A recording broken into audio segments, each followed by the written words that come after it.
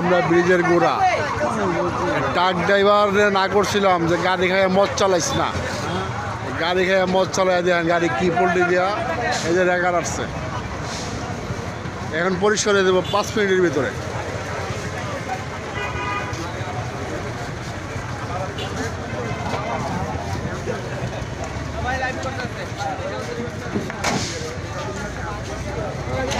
এই যে রেকার স্টার্ট।